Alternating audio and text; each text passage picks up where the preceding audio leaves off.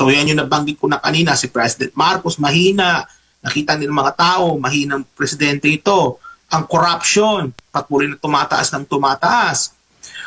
The moment na nagkaroon ng fracture yung unity, doon na nagkaroon ito ng epekto sa investor sentiment sa ating bansa. Because nung nagkaroon ng fracture, that is a sign of political weakness na ng namumuno. And kapag ka mahina ang leader, na-exploit yan ng mga, syempre, gustong mag-take advantage sa kanya. No? So, kumbaga, dahil mahina yung leader, yan ang nakita nating consequence. No? Nagkaroon ng mataas na level of uncertainty sa ating bansa with respect to the president, and yan po yung naging epekto. So halimbawa, yung impeachment, no? Isa yan sa mga factor. The fact na merong impeachment nung late 2024, ang nangyari dyan was naka-apekto yan sa investor sentiment. Ang makikita ninyo na nung time na yun, talagang bumaba ang approved FDIs natin. No? And hindi lang yon, nung umabot sa Supreme Court, no, na desisyon, na i-shelve muna, na in-archive, that is also a factor. So, kumbaga, hanggat hindi natatapos itong impeachment saga na ito, no, hanggat hindi natatapos itong kahinaan ng ating Pangulo, ay patuloy po na bababayan yung foreign direct investment approvals na yan.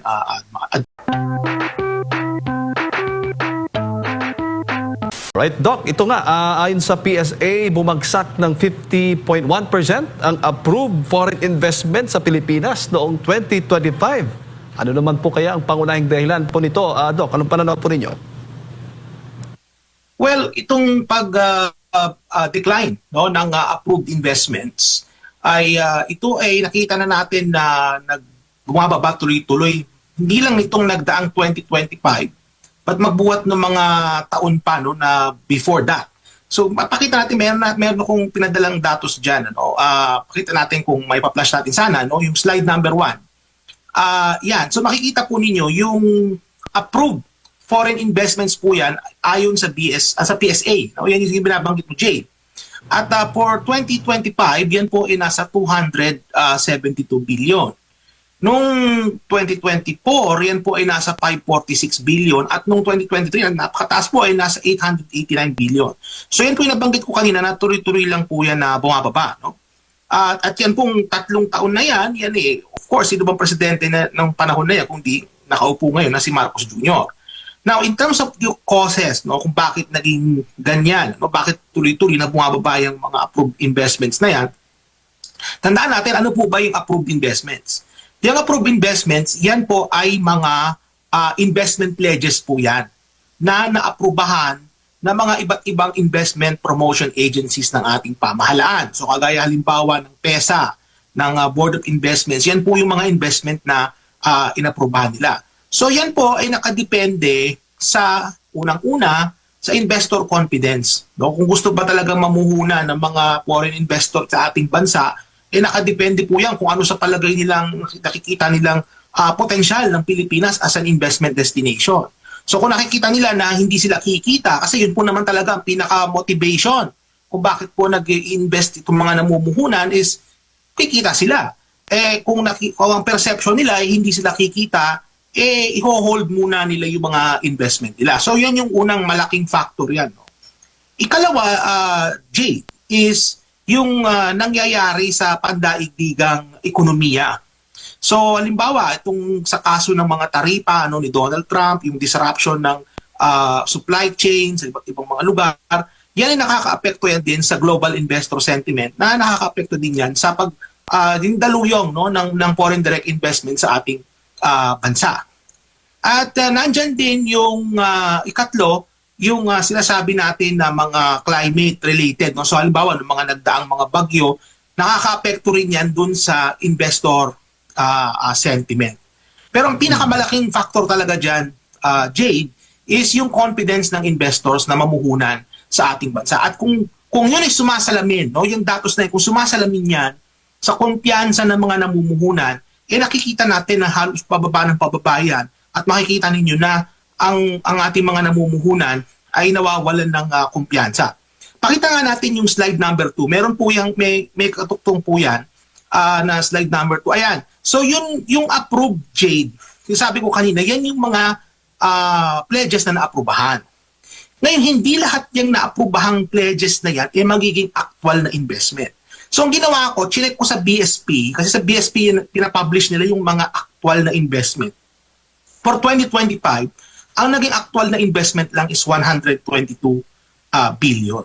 So ibig sabihin, wala pa sa kalahati nung approved pledges ang na-realized noong 2025. So napakababa. Tingnan din natin kung saan ba napupunta yung mga actual foreign itong mga approved. Pakita natin yung ikatlong slide, no? Meron din ako inhandang slide na ito. Napaka-importante nito mga kababayan. Makikita ninyo na itong mga approved foreign investment na ito pa'y nakakonsentrate lang sa mga iilang rehiyon sa ating bansa. Makikita ninyo, ang mga approved investment na ito, nakakonsentrate siya sa NCR, sa Calabarzon, sa Central Luzon, at meron din konti sa Bicol Region. And then the rest, nasa iba't ibang mga lugar. In fact, may mga rehiyon nga na wala silang natanggap, wala silang nakuha, wala nakarating na approved foreign investment sa kanilang rehiyon. So makikita din dito, sumasalamin na yung mga nakaambunan ng foreign investment, nakikita naman natin, bumababa na nga, hindi pa lahat ng rehiyon naambunan. So makikita natin na it's very highly concentrated sa malapit sa NCR. At yung huling slide, pakita po natin ito, importante ito. Saan ba nang gagaling? Makikita ninyo mga kababayan na yung mga investment galing China, yung approved foreign investment, itong 2021, 22, 23, 24, 25, napakakaunti. Kung makikita nyo nung panahon ni FPRD, umabot sa halos 30% ng kabuuang approved foreign investment. Nanggagaling po sa China. Sa ngayon, makikita nyo sa loob ng panunungkulan ni Marcos Jr., halos parang wala na na investment na galing sa China. So, isa yan sa mga factors, mga kababayan, kung bakit din nakita natin na nagkaroon ng continuous decline yung mga approved foreign investments na yan. Kasi may mga bansa na literal na ayaw ng mamuhunan sa atin. Kagaya ng bansang China, nakita natin sa datos na yan, na kumaga parang sa balon, natuyo na. Natuyo na yung balon, wala ka na makuha doon dahil itong mga Chinese ayaw na mag-invest sa atin, Jay. Opo. Paano yung Amerika, Doc? Meron ba? Meron ba silang approve foreign investment din sa atin tulad nitong pinapakita mo sa China? Meron din, Jade, makikita niyo kung pupunta po kayo sa website ng BSP. Ng PSA. Kasi ang PSA po yan na nagpapublish ng approved investment. Yung realized investment naman, yan yung nasa BSP. Pumunta kayo sa PSA, makikita niyo meron din sa US. Pero yung pinakamalaking amount ng investment ng China nung that was sometime, I forgot the year, nandun sa chart natin kanina, yan. That was in 2018. Yung sa US, you cannot compare the scale, the size ng investment na nanggaling sa China at the time. So sa ngayon, ang pinakamalaki kasi natin mga pinapukuha ng actual foreign investment and approved foreign investment is our countries like Singapore, Japan, may mga ilang European countries. The United States, nandyan siya pero hindi siya kasing laki ng mga bansang nabanggit ko pag pinagsama-sama. So, ibig sabihin, yes, Jade, nandyan din yung US, but with what's going on with the economic climate sa Estados Unidos, na kung saan si Donald Trump, ang gusto niya, magkaroon ng reindustrialization ng US, magkaroon ng investment palpalik sa Estados Unidos, hindi palabas ng Estados Unidos. That's why what we're seeing right now is yung mga ibang bansang nabanggit ko, kagaya ng Singapore, Japan, at yung mga ibang European countries, sila na yung they were the ones na mas malaki yung amount ng approved investment kaysa sa Estados Unidos, Jake.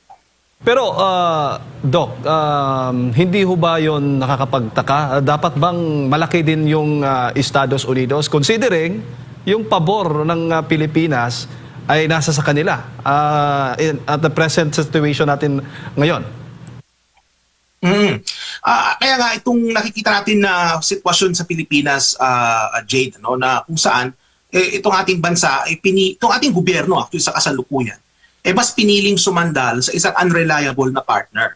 Kasi bakit ko nasabing unreliable ang Estados Unidos? It's simply because ang current policy ng US is not investing outwards but investing pabalik sa kanila. And that has been the objective ng gobyerno ni Donald Trump, which is America first, at ibalik yung mga investment na nawala sa kanila. So ibig sabihin, bakit mamumuhunan sa ibang bansa ang mga Amerikanong mamumuhunan, yung mga kumpanya, ang gusto ng gobyerno ng Estados Unidos ay bumalik sa kanilang bansa itong mga investment na ito. So kaya ka nasabi na the United States has become an unreliable economic partner. No? At makikita din natin na sayang yung China sana could have filled the void in terms of yung nawalang mga investment sa atin, and yet our government chose to na makipagkaibigan at magandang loob sa isang bansa na kung saan na hindi natin maaasahan. Kumbaga, kung meron mang maaasahan, Jade, tayo sa Estados Unidos, ito ay sa larangan ng pakikipagdigmaan, which is something na in terms of economic development sa ating bansa ay hindi, sa palagay ko, ay hindi dapat. Kasi ang pakikipagdigma ay it's against our development policy. It's never been our policy to wage wars with other country or makipag-away sa ibang bansa. Opo. Or gamitin ang ating bansa as a springboard for war or conflict of other countries. So, kumbaga, anti-development yung ganyang klaseng polisiya, and yet, yan ang pinursu ng ating gobyerno. Kaya nakikita natin ngayon, GDP growth has been declining, underemployment has been rising, foreign direct investment has been declining, borrowing has gone up, corruption has deteriorated, meaning mas lumala po ang korupsyon sa ating bansa. And ang nagsasuffer po dyan, mga kababayan, is yung mga ordinaryong mamamayan. At inaasahan natin this year at sa mga susunod na araw, Doc, kung hindi magkakasundo ang Pilipinas at China, lalo pang babagsak itong foreign investment natin sa ating bansa. Kasi just imagine, yung investment na nawala from China, yan ko sana, yan ang pupuno nung kakulangan. Kaya as long as the government keeps doing what it's doing, which is primarily alienating China and not engaging the Chinese with respect to the issues in the South China Sea. And itong patuloy na pakikipagmagandang loob sa Estados Unidos na hindi naman din natin maasahan. Yan ay pag hindi nila binago yung polisiya na yan, mas lalala pa yung sitwasyon sa ating bansa. Now, of course, Jade, not to mention itong issue ng corruption, which is very, very important as well. In fact, yung issue ng corruption is, in my view, is the most important issue weighing on the minds of investors. Kasi itong nangyayaring issue sa corruption sa ating bansa, nagiging unstable itong gobyerno ni Marcos Jr. and political instability is not good for foreign investment. Ang gusto kasi ng foreign investors po, mga kababayan, stable yung politika, stable yung pamamahala. Paano yan? Kung halimbawa, ang Pangulo mismo ay di umano, baka daw may karamdamang malala. May mga nagsasabi niyan. Siyempre, kung ikaw foreign investor, maririnig mo yung, o mababasa mo itong mga ganitong umuugong-ugong na mga balita, na mga rumors na hindi daw healthy si President, na may karamdamang malala, di umano, that would weigh on the minds of investors.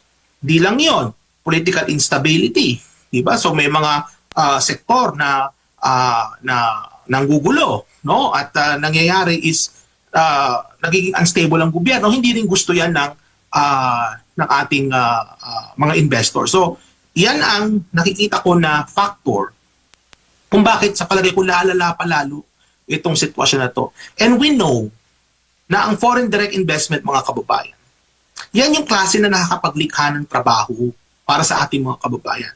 At kapag kahit itong mga foreign direct investment na ito ay patuloy na nawawala, lumiliit hanggang sa mawala, yung employment generation natin ang madadali. At kapag ang kababayan natin mismo walang trabaho, walang pambili ng pagkain dahil nga walang trabaho, diyan hindi nagiging maganda na ang sitwasyon sa ating bansa. Kaya asahan natin, until the government changes its course with respect to foreign policy, And hanggat hindi nagbabago yung sitwasyong pampolitika sa ating bansa, asahan po natin na mas lalo pa pong lalala yung sitwasyon na yan with respect to foreign direct investments. Jay. Opo, pero dapat bang sisihin yung mga senador na kumukundi na nga dito sa mga pahayag ng China, Doc, sa pagbagsak nitong ating foreign investment din? Kasi mismo ang China na may babala na possible na mawawala mo ng magtrabaho dito sa Pilipinas dahil po sa patuloy na alitan, world war, sa pagitan ng ilang senador at itong Chinese embassy officials. We have to understand that while the president is the chief architect of foreign policy, ang mga senators ay nandyan bilang parang konsyensya ng bayan. Kasi ang role po talaga ng Senado, sa totoo lang, in terms of politika sa ating bansa, aside from the fact na sila yung gumagawa ng mga batas, sila yung mga senior statesmen ng Pilipinas. No? Sila yung mga, or statespeople ng ating bansa, kasi may mga babae din naman dyan. Ang ibig ko sabihin is that bagamat ang Pangulo ang nagsiset ng foreign policy, ang mga senador po, sila yung parang nagbibigay ng payo sa ating gobyerno. At tandaan din natin kapag kami mga treaty nga, Jade, sila nag-approve din ng mga treaty. So, kumbaga mayroon din silang ganyang kapangyarihan. Bahagi yan ng tinatawag nating checks and balances. So, itong mga senador natin na kumundi na sa China, bagamat nire-respeto natin ang kanilang view because that is part of their role, it doesn't mean na tama sila. No? Kumbaga kasi, hindi naman ibig sabihin na tama yung ginawa nila. Ang punto ko rito is that nahahaluan kasi ng politika itong mga ganitong klaseng mga statements, no? Itong ganitong mga klaseng pahayag ng ating mga senador without due regard dun sa mga posibleng maging consequence, no, ng kanilang mga action. In fact, dahil nga sa nangyaring ito, na makita natin na umasim na talaga ang relasyon ng Pilipinas and China, and that may be a cause of threat, no? Hindi lang Jade sa mga trabaho dyan sa Pilipinas, kundi threat din yan dun sa mismong mga kababayan natin na nasa mainland China. Just imagine kung anong mangyayari dun sa mga kababayan natin sa mainland China. Baka mapauwi yan as a result of sabihin na lang ng China because of what your government is doing. So kumbaga ganito yan, Jade, before politicians have to make these kinds of choices, no, yung mga sinasabi nila na yan, they have to weigh kung ano yung mga benefits and cost nung kanilang gagawin. And sa palagay ko, nung kanilang sinabi ang mga pahayag na yan, no, kinundi na ang China, hindi nila natimbang ng maigi yung mga posibleng pwedeng consequence ng kanilang mga sinabi. Kabilang na dyan yung buhay, kabuhayan ng ating mga kababayan na nagtatrabaho ng tapat, nagtatrabaho ng legal dun sa mainland China. So yun yung nakikita ko. Forget about the investments, Jade. No? Kasi yung mga investments na yan, pwede naman natin ma-recover din yan sa ibang bansa. Pero mas mahalaga dito, Jade, yung mga trabaho at kapakanan ng ating mga kababayan mismo na nasa mainland China. Opo. Bago ko lang pasok kay partner at Mardoc, kanina nabanggit mo yung 3 rehiyon na pinaglaanan po nitong approved foreign investments, NCR, Region 3 at saka 4A kung hindi ako nagkakamali. Sa tingin mo may kinalaman din ho ba yung politika dito? Bakit doon inilagak yung malaking chunk ng pondo o yung investment mula sa ibang bansa sa 3 rehiyon yan kumpara doon sa iba pang mga rehiyon? Alam mo kasi Jade, isa sa mga nakaka-attract ng foreign investment is yung infrastruktura. At yung legacy infrastructure ng ating bansa, nandyan sa NCR at sa mga malapit na rehiyon. So ano ibig sabihin ng legacy infrastructure? Yan yung mga lumang infrastructure na hanggang ngayon napapakinabangan. Yung mga bagong infrastructure, bagamat may tinatayo, alam naman natin na pupunta sa pagnanakaw na higiging ghost project. Sa papel, makikita natin may naitayong investment or infrastructure, pero sa totoo lang, napunta na ito sa bulsa ng mga politiko natin. So, kung ikaw kung foreign investor, bakit ako mag-i-invest sa mga relihiyon na walang sufficient na infrastructure para ma-facilitate yung aking investment? So, magtatayo na lang ako ng pabrika doon sa mga rehiyon na kung saan may mga legacy infrastructure na. So, dyan na ngayon, Jade, papasok yung kahalagahan ng seryosong pag-i-implement ng infrastructure policy ng ating bansa.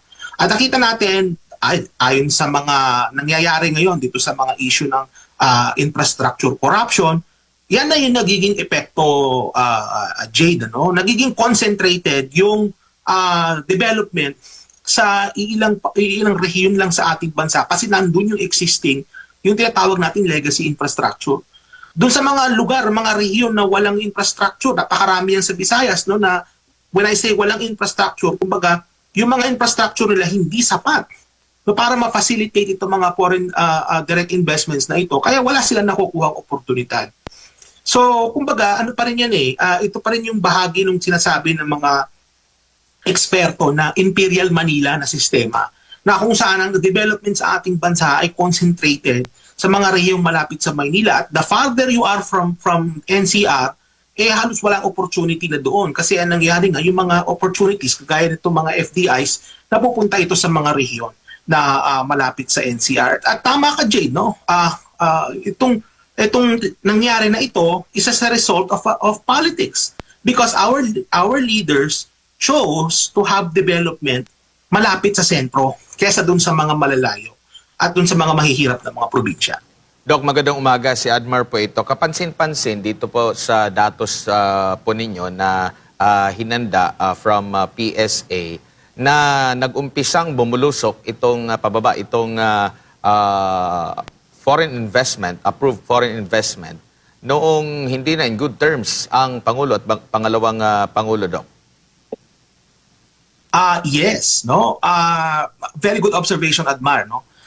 Yan yung sinasabi ko kanina na yung political situation sa ating bansa weighs heavily on the minds of our investors, no? The moment na nagkaroon ng fracture yung unity, doon na nagkaroon ito ng epekto sa investor sentiment sa ating bansa. Because nung nagkaroon ng fracture, that is a sign of political weakness na ng namumuno. And kapag ka mahina ang leader, na-exploit yan ng mga, syempre, gustong mag-take advantage sa kanya. No? So, kumbaga, dahil mahina yung leader, yan ang nakita nating consequence. No? Nagkaroon ng mataas na level of uncertainty sa ating bansa with respect to the president, and yan po yung naging epekto. So halimbawa, yung impeachment, no, isa yan sa mga factor. The fact na merong impeachment nung late 2024, ang nangyari dyan was naka-apekto yan sa investor sentiment. Ang makikita ninyo na nung time na yun, talagang bumaba ang approved FDIs natin. Ano? And hindi lang yon, nung umabot sa Supreme Court, no, na desisyon na i-shield muna, na in-archive, that is also a factor. So kumbaga hangga't hindi natatapos itong impeachment saga na ito, no, hangga't hindi natatapos itong kahinaan ng ating Pangulo, patuloy po na bababayan yung foreign direct investment approvals na yan, Admar. Opo. And sa mga ganito bang panahon, kumpara natin sa ibang bansa, ano naman po yung trend nila po? Pataas din po ba or level lang? Baka sasabihin na naman na sa ibang bansa, ganito rin yung sitwasyon sa kanila. Well, I mean, what's going on in other countries is quite the opposite of what we're seeing in the Philippines. Kasi sa kaso halimbawa ng Vietnam has been increasing in terms of its investment. Sana na-handle ako rin yung datos ng Vietnam. No? But you can go check for yourself, no, mga kababayan. Punta lang kayo sa maraming sources niyan. Makikita ninyo na yung foreign direct investments ng Vietnam has been increasing.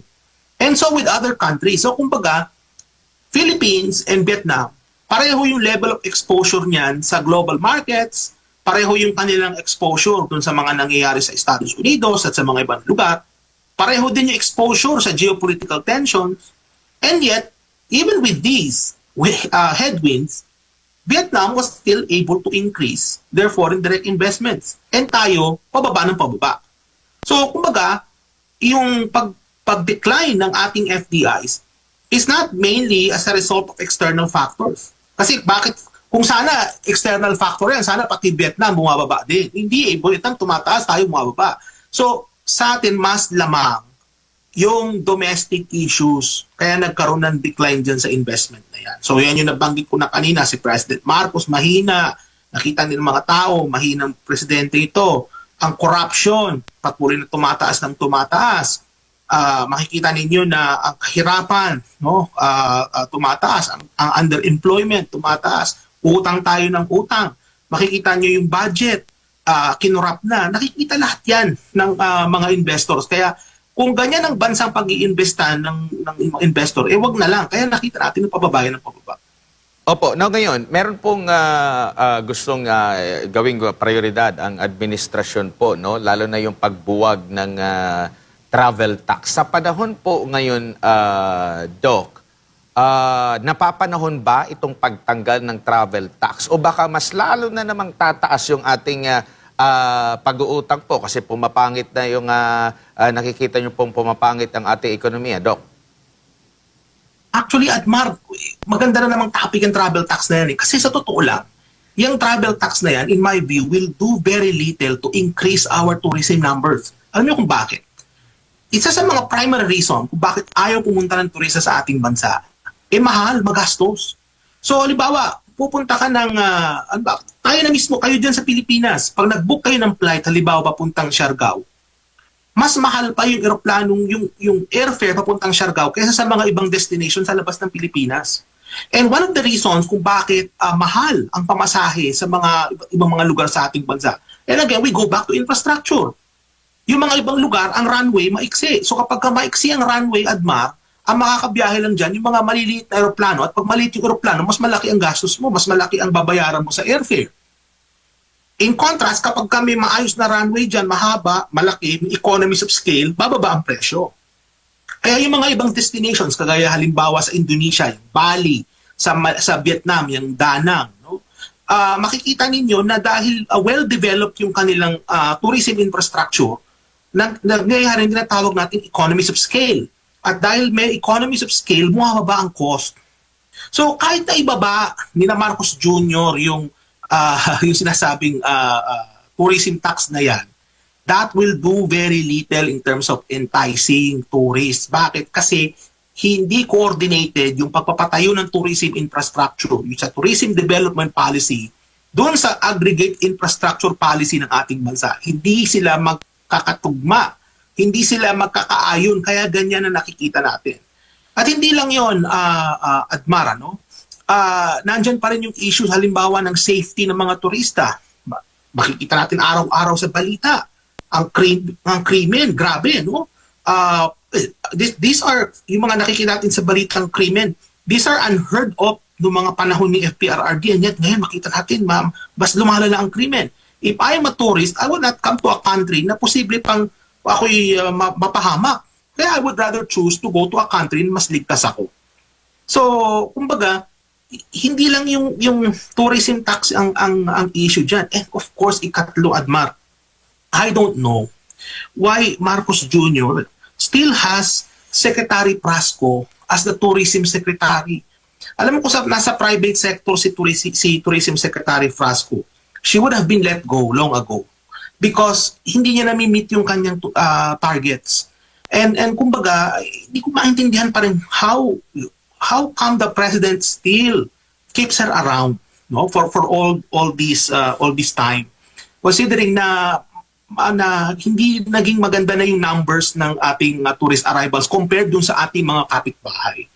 At ito nga mga nagdaang linggo, di ba, Admara, no, na babalita itong si Secretary Prasco, siya mas pinopromote pa yung kanyang sarili kaysa dun sa mga destination. Nakita natin yan sa social media nitong mga nagdaang mga linggo, no? So, kumbaga, nagsama-sama na, Admar, pero nakikita ko dito, in total, itong pagbaba ng tourism tax will not have any significant effect in terms of improving our tourist arrival numbers. And then, of course, last but not the least, madagdag ko rin, many of the tourists na nawala, galing sa China. China is the biggest market, hindi lang markets for goods and services, but then market din ito ng mga turista na pupunta sa ating bansa.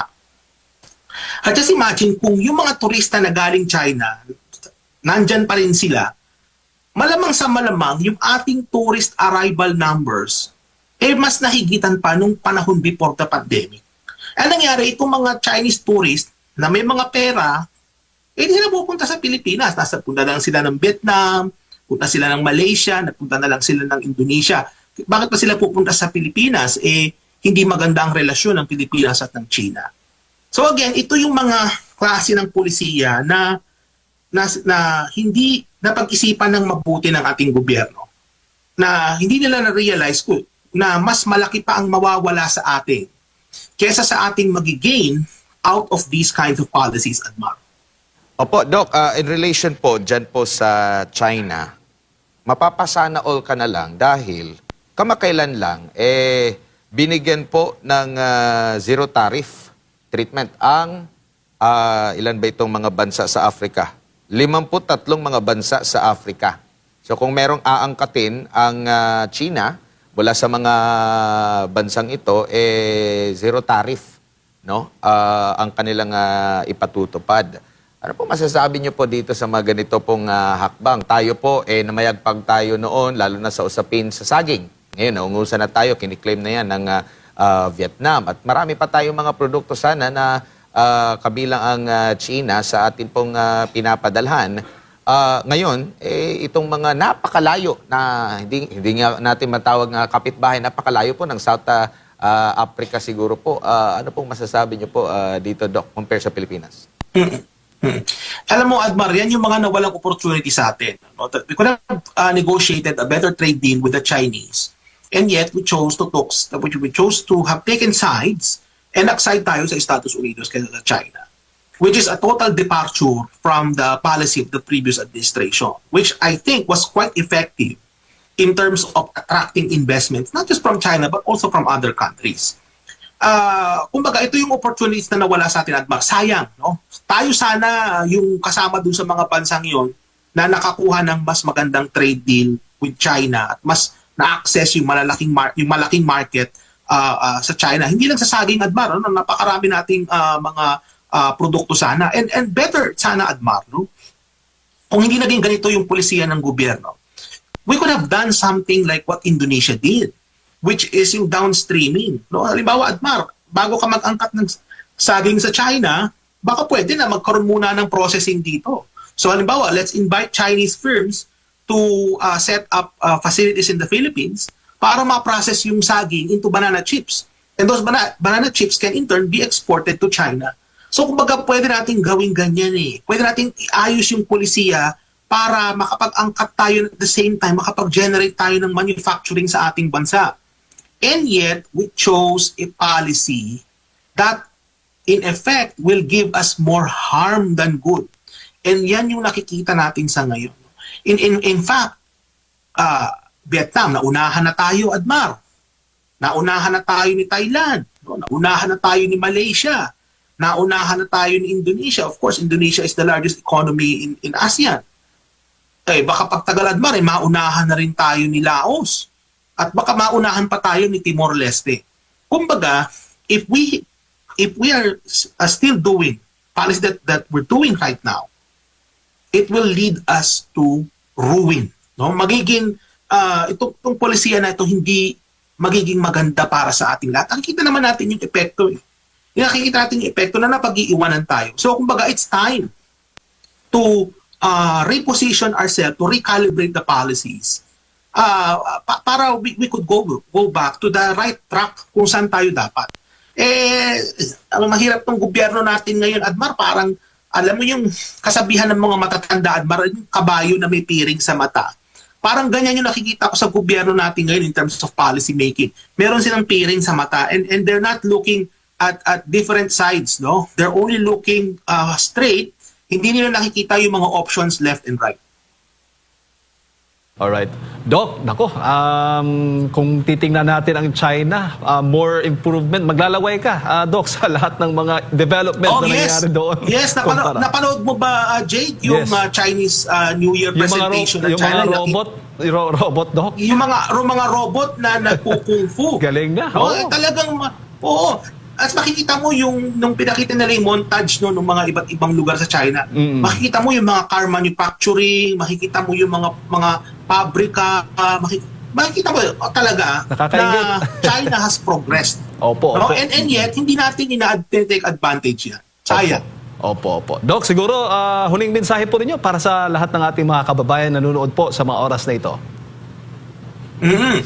Alam niyo, ang huli kong mensahe sa inyo sa araw na to, sa Chinese New Year, na itong mga pulisiya na pinili ni Marcos Jr., ito yung mga pulisiya na sa nakikita ko ay hindi naging maganda in terms of sa pagpapalago ng ating ekonomiya. And nakita natin ang numbers, the GDP growth has been declining. In fact, we are again on track na mas mababa yung GDP growth natin from the previous year. May mga ekonomista na apologist si Marcos Jr. na sinasabi na itong mga panahon na to talagang low growth era. I disagree because hindi ito era of low growth. We chose, rather the government chose, pinili nila yung mga polisiya na makakapagpalago ng ekonomiya pero mababang paglago.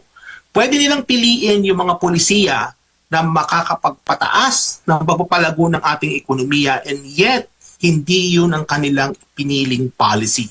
Yun lang masasabi ko. Kaya mga kababayan, gising-gising sa mga opisyal natin sa gobyerno, galaw-galaw kasi hindi pa naman huli ang lahat. Pwede pa rin mabago yan at sana naman po ay umayos na ang ating bansa.